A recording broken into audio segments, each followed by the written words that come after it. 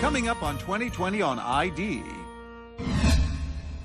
Can you tell if your dad is breathing? There's blood pouring out of his head. A man with a mask. It hits you as something horrific. A story that doesn't add up. And I remember we were just, what? And a brother and sister accusing each other. Who was the masked intruder that came into your house at 4 a.m.? It was Nathan.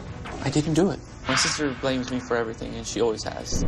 A picture emerges of a family in turmoil. It got to the point where I thought she was going to kill me. And two teenagers bent on revenge. I wanted him to honestly feel like, take me seriously for sure. You have to be a little empty inside to take the person who loved you so much. Who really pulled the trigger? And why? Timothy McNeil did not deserve to end up like that. Siblings driven to kill. Welcome to 2020 on ID. I'm John Quinones. By all appearances, lawyer Tim McNeil was not the kind of father, brother, husband, and friend anyone would have reason to kill. He was hardworking, good-natured. He seemed to care deeply for his family. So when Tim was murdered in his own home, no one immediately suspected anyone close to him. But there was one key witness, his 17-year-old stepdaughter. And as detectives dug deeper, they began to uncover the roots of a primal tragedy long in the making. As Mary Fulginiti first reported in 2009, those roots sometimes grow where they're least expected. There's a house on a quiet street in the hills of San Diego. With its distant ocean views and scenic sunsets, it looks like a typical house. But inside, a terrible secret. The pool of blood has been cleaned up, the 4 bullet holes filled in. The house is silent now, but it wasn't then. Can you tell if your dad is breathing? He shot him twice in the head. Okay. Do you know if he shot him in the head or in the stomach or... He shot him in the head at least once, I know, because there's blood pouring out of his head. Okay. It was a beautiful day when a man dressed in black burst into the house of well-to-do lawyer Timothy McNeil and his 17-year-old stepdaughter, Bray. He asked for the combination to the safe. Okay, so he asked for the combination to the safe. What'd your dad do? He refused, and then he shot him. Okay. Detectives J.C. Smith and Brett Burkett got the call from dispatch. They told us it was a home invasion robbery and that the victim had been tied up and that there was a surviving victim. So as you're driving to the crime scene, any thoughts going through your head? And we talked about how brazen it would be for someone to do this in the middle of the afternoon and who might do such a terrible thing. And That doesn't typically happen, I would expect. In these It's unusual, I mean, especially since Tim McNeil didn't live a high-risk lifestyle. He's not your typical homicide victim. Right. We were hoping that the patrol guys were on the trail of the masked gunman that ran out the back door. So this is the door you came through? Yeah, this is the door that we came through. Mr. McNeil's body was laying on the floor here with his head towards the pool table and his feet towards the door. And what I saw first was the large amount of blood. It just, it hits you as something horrific. And now the news is starting to spread. Neighbors are shocked to hear the TV was on, so I walked into the family room and I looked up and I saw Tim's house with all this yellow tape and everything. And Rick and Bonnie are Tim's brother and sister-in-law. When you got there, Rick, what went through your mind and your heart? God no, you know. I just kept screaming, "Where's Bray? Where's Bray? Where's Bray? Is Bray okay?" Was anybody else in the house at the time the officers first entered? When the first officers arrived, Bray was in the corner. Was she crying? She was upset, and her hands were bound behind her back. Hands zip-tied behind her, Bray tells police she managed to dial 911 with her tongue. It was horrible to hear the news of my father, and I just fell apart. For Bray's stepsister, Erin, the shock of their father's death almost equaled by her concern for Bray. I was livid that this poor girl had witnessed one of the most heinous things happen to her father. And I just was like, how is she going to come back from this? How is she going to do this? Outside on the patio, police find a .357 Magnum revolver. And where was the gun located? We're on the top staircase right here. In tracing the killer's getaway route, police find a black shirt thrown high in this tree and 2 eyewitnesses who caught a glimpse of the murderer running up this path before getting into a truck and taking off. Back at the police station, a shocked Bray gives police more details. First thing I see is my dad standing sideways and the person all in black. A black ski mask and sunglasses obscured his face. Strangely, his voice was obscured in an odd way. He disguised his voice as a cartoon character. It was a high-pitched, kind of squeaky. It seemed at first like a robbery gone bad, but detectives wonder, why would a robber disguise his voice? That's when we were like, oh. Because you know, a home invasion robber, they want to sound like the boogeyman. They want to sound like Daffy Duck, you know? Unless this was someone Tim knew. Is there a client that... disgruntled client. That was upset with him. But as they find out more about Timothy McNeil, they discover a man apparently without enemies. He's the coolest guy. I mean, he got along with everyone he met. He would start conversations with strangers. He liked all the best things in life. He loved good food. He loved, you know, hanging out with friends. And he was the best storyteller. He was really just a child at heart. Since his second wife, Doreen, died, Tim lived quietly here with Doreen's daughter, Bray. Her son, Nathan, was away at college in Arizona. Did you have any idea at that point who would want Tim McNeil dead? No. None. Or a motive or a reason or anything. But then Bray, while being questioned by the police, suddenly blurts out a name. I heard my dad ask him, "Why are you doing this, Nathan?" And that's all I know. He didn't say that's not my name or that's not who I am, or he didn't deny it. Nathan? Could the killer be her own brother? Tell us about the slip Bray made. She said this name, Nathan. And she goes, but she said, it's not my brother. My brother's named Nathan, but it's not him. And I remember we were just, what? It seemed impossible. Nathan, a clean-cut honors student, his life an open book on YouTube. Hello there, YouTube people. My name is Nathan Gann.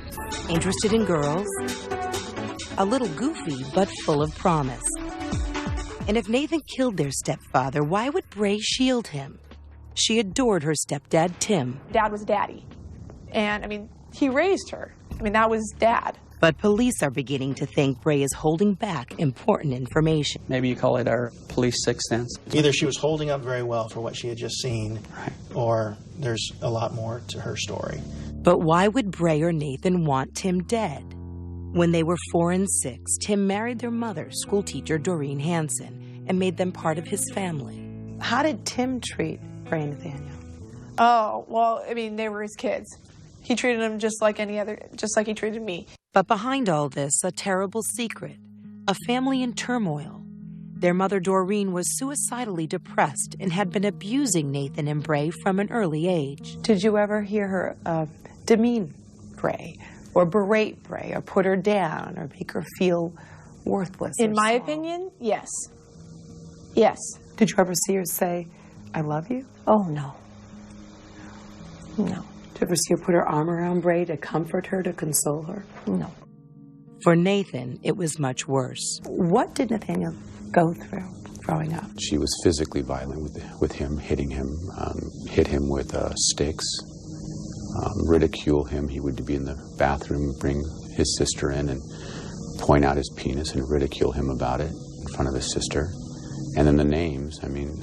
and what were some of the names? She called him, on a regular basis. When you ask Nathan and Bray about it, even now you hear that odd, detached tone abused children often resort to. She threw things at me. Like what kind of things? Like kitchen appliances and knives. She would throw knives at you? Mm-hmm. Like she was going to kill you? Yeah. Well, she had threatened to kill me several times. She had told me that she was going to kill me and bury me in Mexico. How old were you at the time? Like 8, 9. She would just say, what would you do if I, drove off the Coronado Bridge? What would you do if, I just burnt the house down? And this is when I'm, 10, 7. Why was she saying all these things, Jimmy? Was she sick? There was something that was not all the way right with my mother. In a childhood of chaos, one oasis of sanity. Was there anyone in the house you felt you could trust? Tim.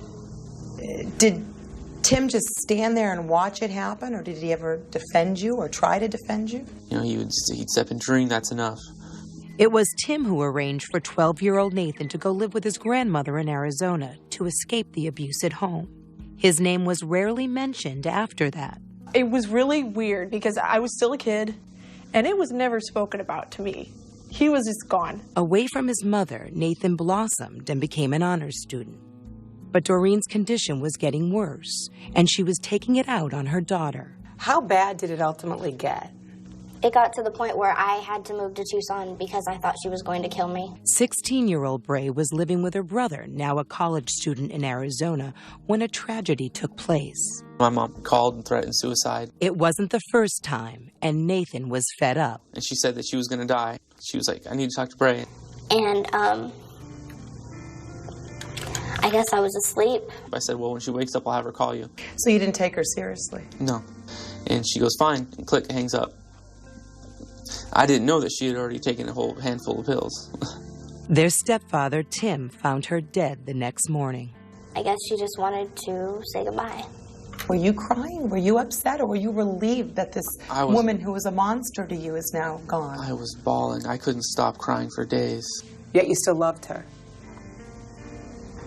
I have to. You don't have to love anybody. I believe that you have to love everyone. For two kids who had spent their lives trying to earn their mother's love, it was a devastating loss. And now, a year later, their stepfather dead as well, and both are under suspicion for his murder. The question everyone is asking is why? Why would a caring stepfather end up dead? 400 miles away in Arizona, police put that question to Nathan. He says he wasn't even there. I didn't do anything though. I need a lawyer. This is too powerful. This is just I'm trying to tell you guys I wasn't involved. Good luck to you. Police also question Bray, who raises their suspicions.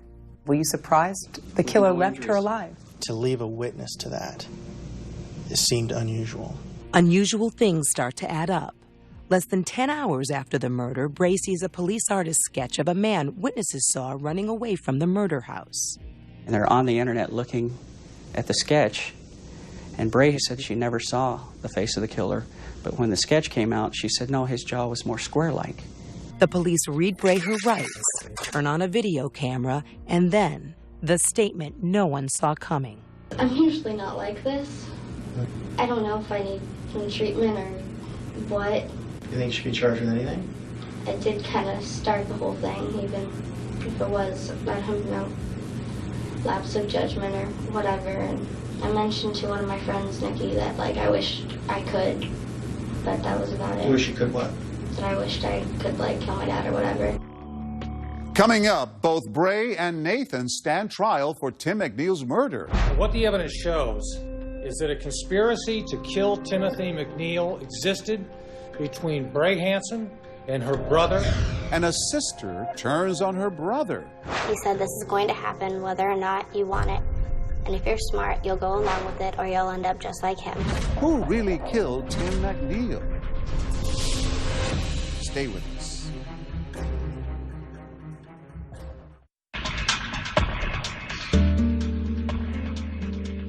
San Diego attorney Tim McNeil has been shot to death in his own house, and his stepchildren, Bray and Nathan, are prime suspects.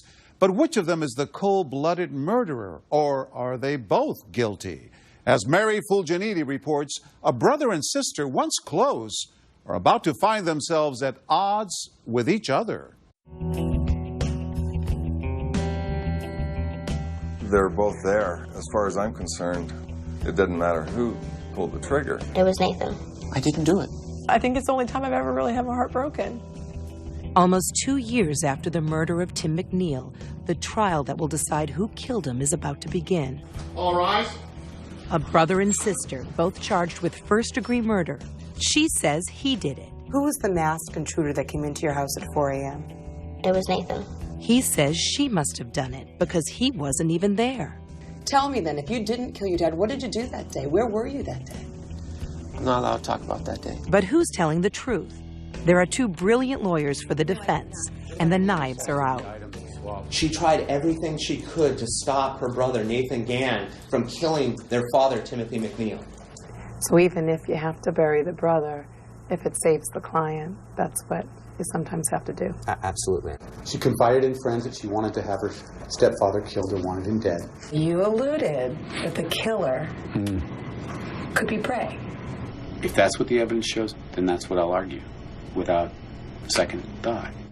They're up against veteran prosecutor George Bennett, who says the defendants are both guilty. What the evidence shows, ladies and gentlemen, in this case, is that a conspiracy to kill Timothy McNeil existed between Bray Hansen and her brother. The prosecution's trump card, Bray's confession to the cops. It did kind of start the whole thing, even if it was about him, you know, lapse of judgment or whatever. She admits to making the initial phone call to her brother, but says it was really Nathan who made it happen.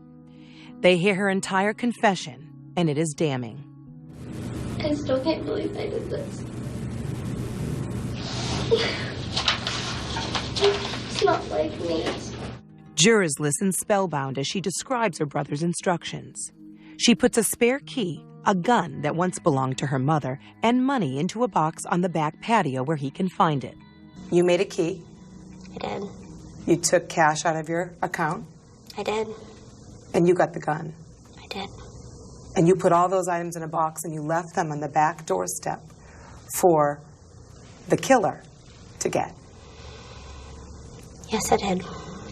She says the money was originally to pay for a hitman.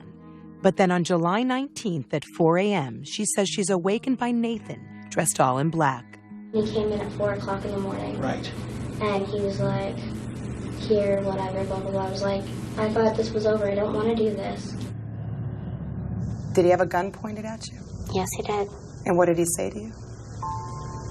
He said, this is going to happen whether or not you want it. And if you're smart, you'll go along with it or you'll end up just like him. The confession is riveting, but not all the jurors in the courtroom get to hear it. For if this is a case of two sibling suspects, it is also an example of a rare legal phenomenon, a single trial with two separate juries. Because some evidence is not admissible for both defendants, Bray and Nathan each get their own jury.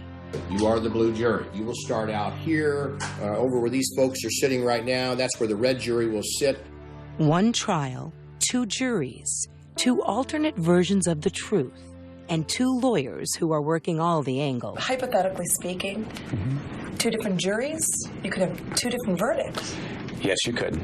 You could end up walking out with one client being acquitted and the other client being found guilty of, a murder. If you two start pointing the finger, it could actually work to both of your benefits, because each of them could get off. You know, that's certainly their benefit. That's helpful to Bray and to Nathaniel. They both get to go home. That's a prospect too hard to bear for stepsister Erin.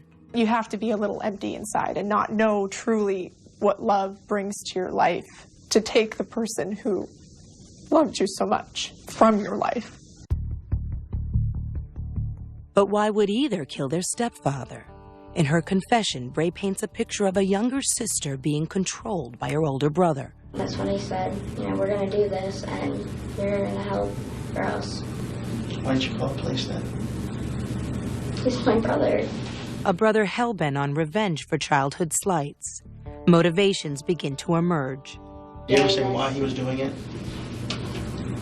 He eventually started saying something about how Tim had not been a good enough father to him. He hadn't been a good enough father to me. They had a lot of issues. And he knew I didn't want to go through with it. But I did anyways, and it's my fault. On the tape, she seems to accept partial responsibility. But at times, she appears curiously unemotional, even cavalier. How did you guys catch us? That's what we do for a living. But what gave it away? But were Bray and her brother in cahoots? Or was Bray trying to set up Nathan to take the fall? We've talked to some really bad people in our career. She's in the top two. of the most callous. The truth, the whole truth, and nothing but the truth. Perhaps equally damning, a detective testifies about driving Bray to the station for questioning only minutes after the murder. And I noticed movement coming from where Bray Hansen was sitting. When I turned to look at her, she was like dancing in her seat, and she made the comment that she liked the song that was on the radio. What was the song on the radio? Big Girls Don't Cry. Do you cry? I try not to. Why? Because I don't like crying. It makes me feel weak. And the police officers say when they took you away from the crime scene that you were dancing in the car. Did it bother you? We still talk about it. It absolutely bothered us. But the big question is why? When we come back, for the first time, what no jury got to hear. Tim comes home, I tie him up. Why Bray wanted the man she adored and called her daddy to die. I wanted him to hurt like he had hurt me. When we come back.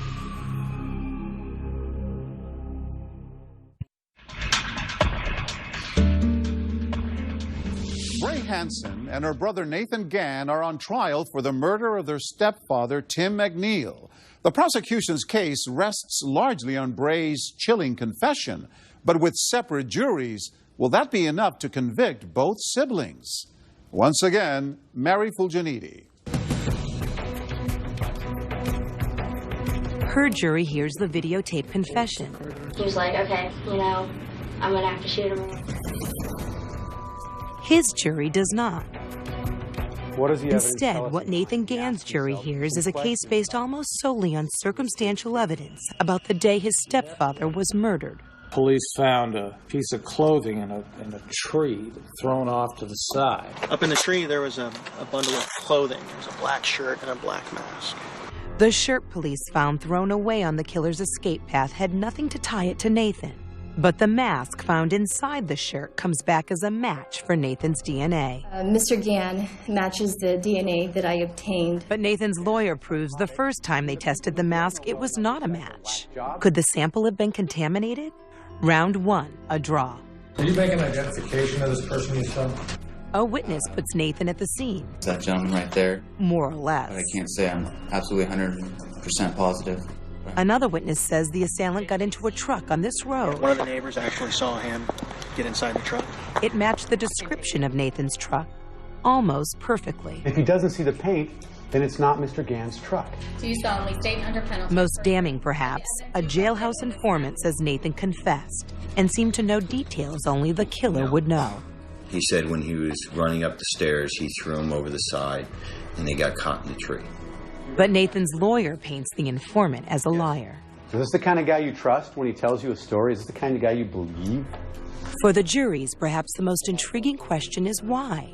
Why would Bray or Nathan have killed their stepfather? Even the prosecutor doesn't seem to know. Nobody can really explain this case. You think of motive and you think of a reason, and there isn't one. But as the trial proceeds, possible motives emerge. For Bray, who had gotten used to having Tim all to herself, suddenly a rude awakening. Tim meets someone.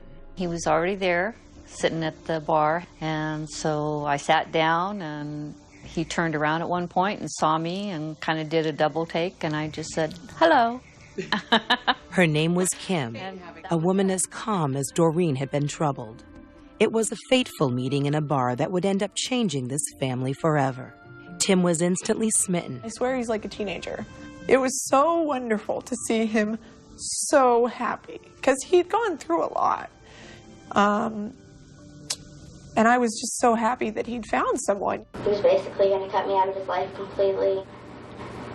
I knew he had already chosen his girlfriend over me, and it hurt really, really bad because this is the man that I thought loved me and was my dad. It wasn't just me. She didn't want anybody in the picture. I think it was about that she just didn't want anybody else in Tim's life that she would view as competition. Do you think she was genuinely threatened by you? Yes. Tim was starting to think about retirement and moving in with his new girlfriend. He asked Bray, now about to turn 18 and in college, to leave the nest.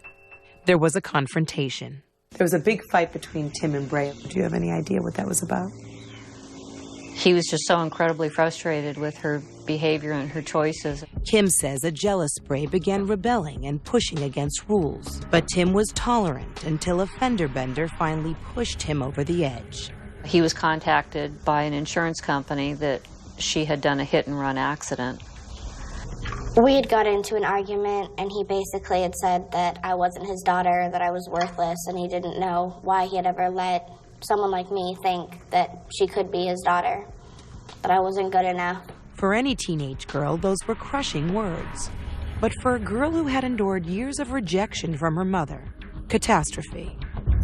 And so the phone call that Bray says began everything. You have these feelings that you want to kill Tim or you want Tim to be dead. You call Nathaniel. What do you say to him? I basically asked him to calm me down, you know, tell him, I told him, you know, these things are going through my head, please, you know, make them go away, you know. And instead, what did he say?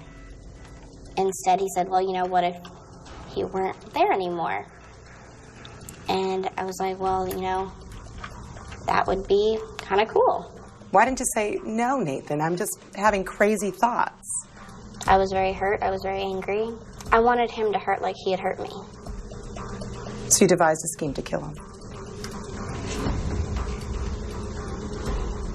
I guess you could say that, yes.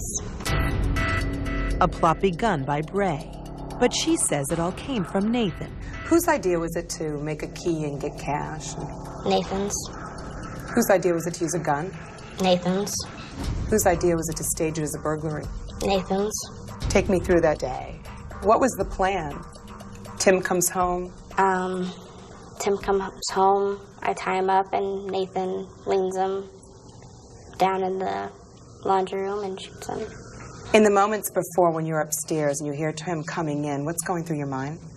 What the hell's going on? What's going to happen? I can't believe this is actually going to happen. Freaking out completely. Why did you hold your dad's hands when you were downstairs? I don't know. Did you look into his eyes?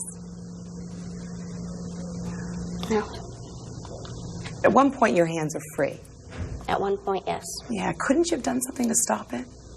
For about 15 seconds. I mean, what was I going to do? Well, push Nathan. Kick him. It didn't even go through my head. Bray said it all happened in seconds. Suddenly, Tim and Nathan struggling for the gun, followed by a shot. The first gunshot goes off. What do you see? At first, I think that, you know, my dad shot him and, you know, it was all going to be okay. And then I see blood coming out of my dad and him fall to the ground. I mean, how quickly thereafter did the other 3 shots happen? 5 seconds. Did you see them go into Tim? Bray, what was going through your mind as you're watching your father get executed? Oh, my God. Were you screaming? Yeah. What were Tim's final words? You shot me. I can't believe you shot me. You killed me. But Nathan's lawyer says if those were Tim's last words, Bray listened to them all by herself. He says the prosecution can't even prove Nathan was in California that day, let alone in the murder house. Did you kill Tim McNeil? No. Did you threaten your sister? Did you tell her, if you don't go through with this, I'm going to kill you too? The worst threat that I ever gave my sister was that if you don't take care of your chores, you're going to your room. The prosecutor saved his harshest words for Bray. This is a monstrous crime. And finishes by reading from a letter Bray wrote in prison. It was supposed to be one clean shot, easy shot to the head. No pain, no suffering. I was supposed to be upstairs. She never tried to withdraw from any conspiracy. It just got messy.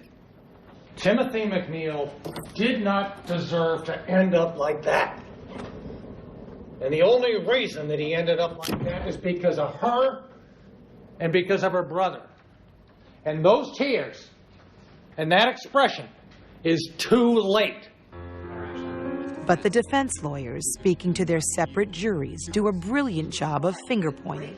Bray Hansen is right-handed. Nathaniel Gann is left-handed. And that gun was resting and what would be a natural right-handed orientation for him. She's forced to stand in this game room with her hands zip-tied behind her back while her brother proceeds to shoot her dad. As the two juries are deliberating, a terrible fear preying on the police.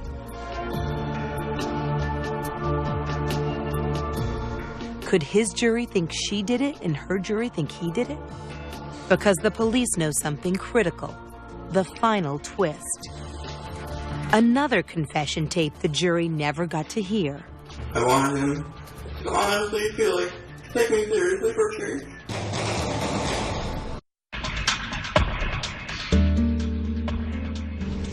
After the murder of Tim McNeil, the trial of his stepchildren, Bray and Nathan, is drawing to a close. Once again, Mary Fulginiti. Two separate juries deliberating the fate of this sister and brother charged with the murder of their stepfather. Do not discuss your deliberations with anyone. Will they reach the same verdict, or will one be convicted while the other goes free? Now all the attorneys can do is wait. How long has the jury been out? They went out yesterday at about 1:40. Who knows what they're talking about in there? And I've given up speculating what jurors think about years ago, because it just drives you crazy. At this point, it's completely out of my hands. Bray admits to planning the killing, but says she backed out. Nathan's defense is simpler. He says he's innocent and wasn't even in California when the crime occurred. Nathaniel, why did you do it? I didn't do it. Did you hate him that much? I loved Tim. I had more to gain by Tim being alive than being dead. While Nathan says he and Tim loved each other, the facts paint a more complicated picture. No photos of them together. No sign of Nathan in Tim's will. And while Tim did try to take his side against Doreen, he didn't stop her physical abuse.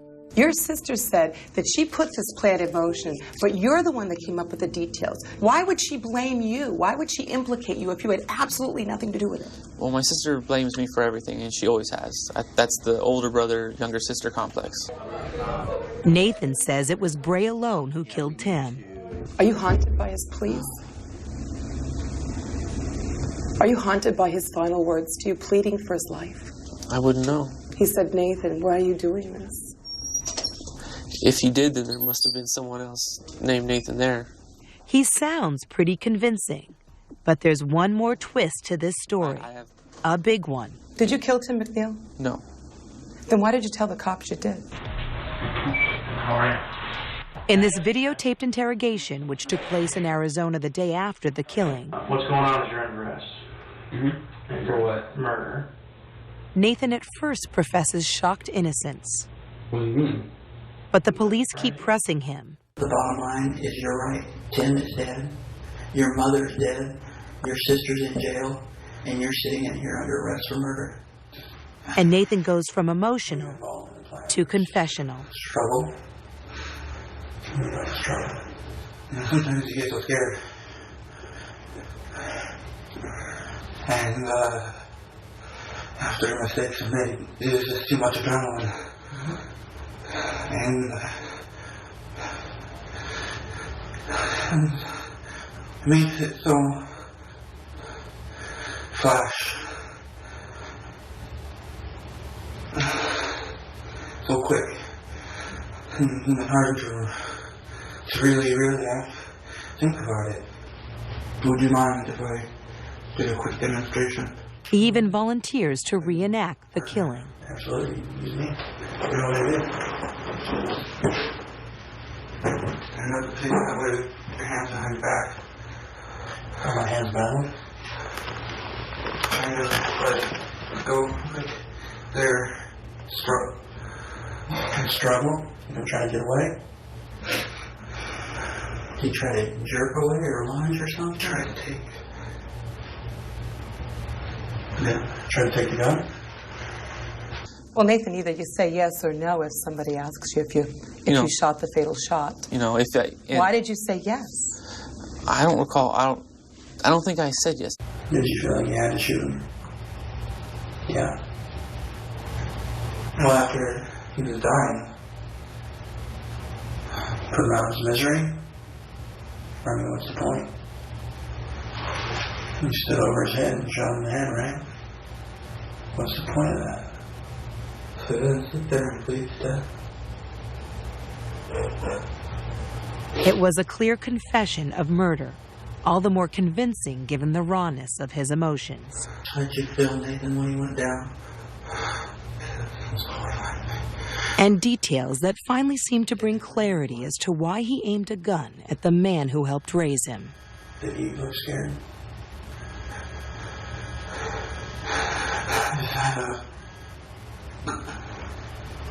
I wondered that. I mean, he knew it was you. He laughed. He laughed.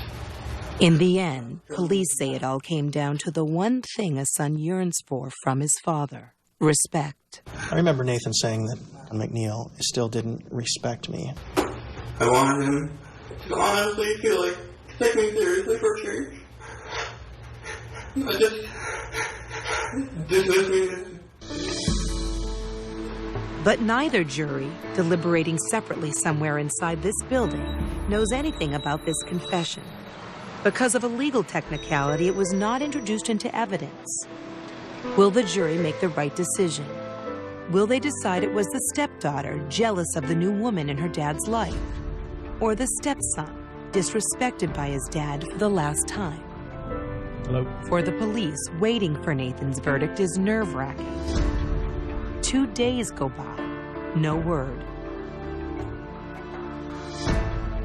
Day 3. Day 3, What are you guys thinking? second guessing what the jury's doing. And Finally, on the third day, which sibling would pay for this crime? It's my understanding you have made decisions in this case. When we come back. Madam Clerk, please read the verdicts.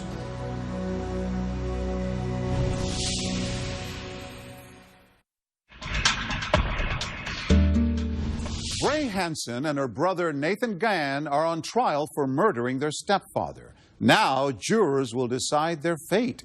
They've seen a lot of evidence, but one thing they didn't see is Nathan's videotaped confession. Will that affect the verdict? Now, with the conclusion of our story, Mary Fulginiti.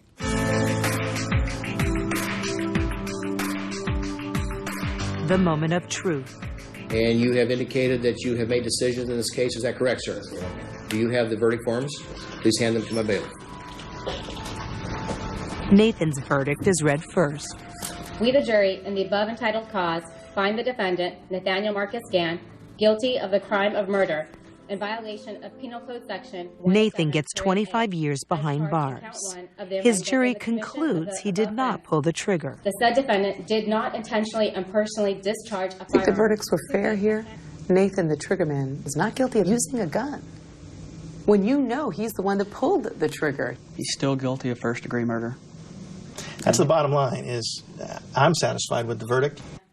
Bray's verdict is read the next day. We, the jury, in the above entitled cause, find the defendant, Bray F. Hansen, guilty of the crime of murder and fix the degree thereof as murder in the first degree. Ironically, Bray is found guilty of a gun charge, as well as lying in wait, which brings an automatic sentence of life without parole. Jurors were unanimous. I've cried every day, and yet it's the absolute right thing to do. Do you consider yourself to be a murderer? No. Even though you talked about killing Tim McNeil. There's a difference between doing it in fantasy and actually pulling the trigger. I mean, I think the reason why the jury had difficulty was because you didn't stop it. In my mind, at the time, I did. When you're not thinking clearly, when you're in shock, when you're afraid, when you're just in such a frenzied state, you don't see all those possibilities. For the McNeils, closure. It's not going to bring Tim back, but at least there's justice, and we're grateful for that. If no diminishment of their anger.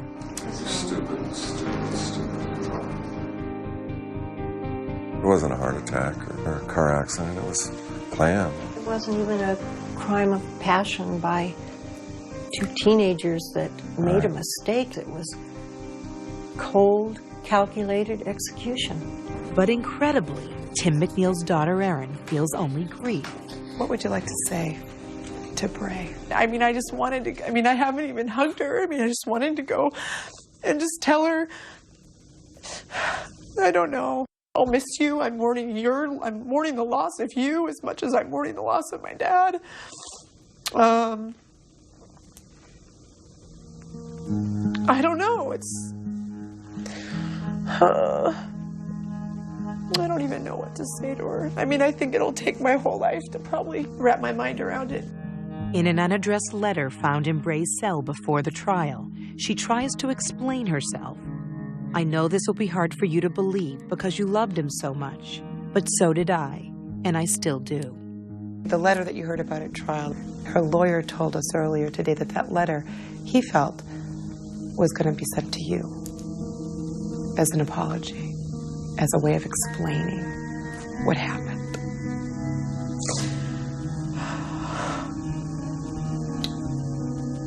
And that's why it's a tragedy. Erin told me something that I think you might want to know. She saw you in court for the first time. Her reaction was that she wanted to hug you when she saw you at trial. And she says she still loves you. Does that surprise you? It does. And why? It's okay to cry. No, it's not.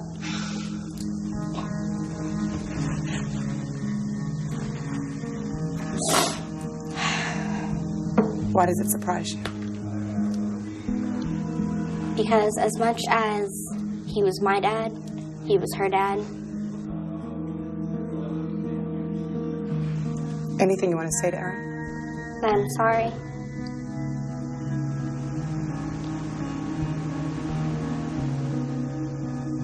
If I could go back in time, I'd do it in less than a heartbeat. But I can't. A brother and sister who say they grew up with everything but their mother's love, now grappling with the enormity of having taken their stepfather's life.